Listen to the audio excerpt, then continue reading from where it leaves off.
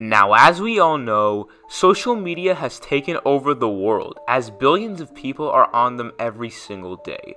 Social media can be used in many ways, but for sports purposes, it's for entertainment. That's why you always see sports Twitter or Instagram pages full of posts or tweets. If we take a look at the NBA, they just hit 70 million followers on Instagram, which is unreal. Now, seeing highlights are nice, but seeing players tweet is even nicer. There are some tweets players do today that are really funny, but if we take a look at the past, we can find some of the weirdest and funniest tweets. You won't believe me if I told you a player once said this.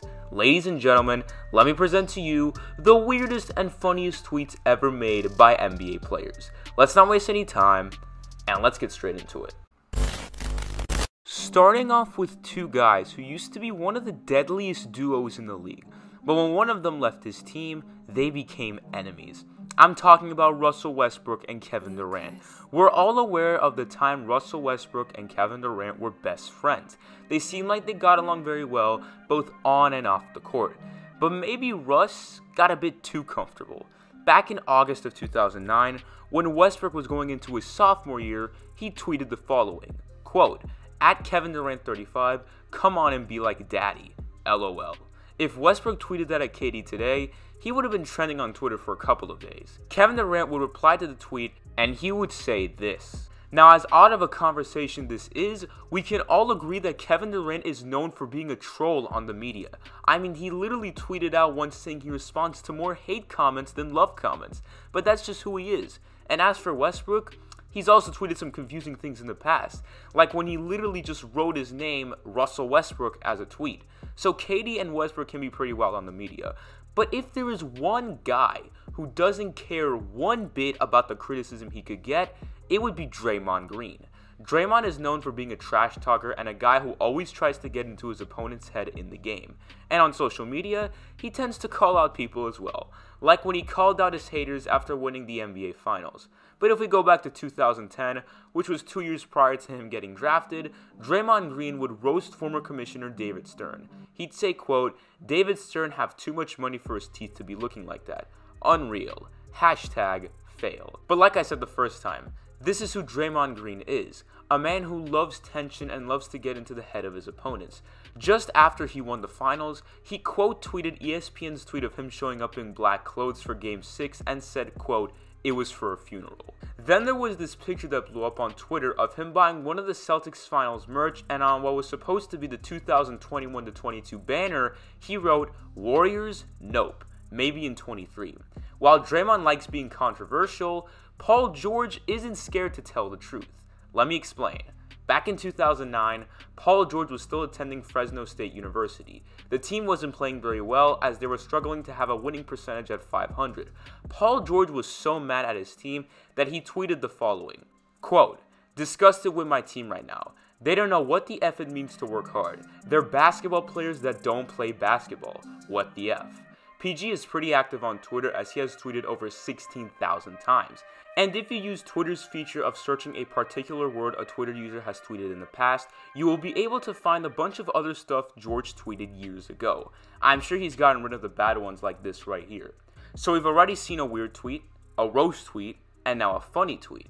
How about I show you two very ironic tweets? I am sure you are aware of how Moran and Jason Tatum basically predicted their own losses. Let's start off with Moran. He is very active on Twitter and calls out people if he has to, like when Kendrick Perkins compared Trevor Keels to Desmond Bane. Trevor Keels is a guard who got drafted mid to late second round by the Knicks, and Moran had his teammates back and was going back and forth with Perk. But when the Grizzlies played the Warriors in the playoffs, NBA fans found an old tweet of his that would come back to haunt him.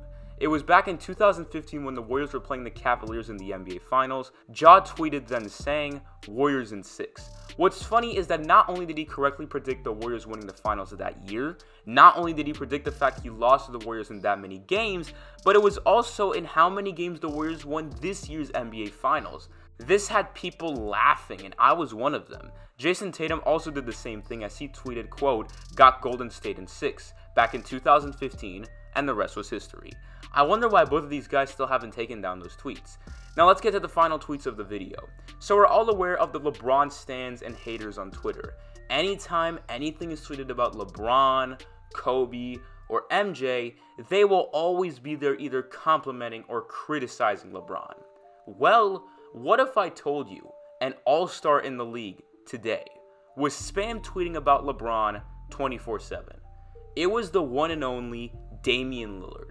Back in 2011, before Lillard was even in the league, LeBron James was in the NBA Finals for the first time with the Miami Heat and was playing the Dallas Mavericks. Lillard was only 21 at the time, so you best believe he was going to talk his talk on the media. So here's what Lillard first tweeted. As we can see, he's talking about how LeBron is a great player.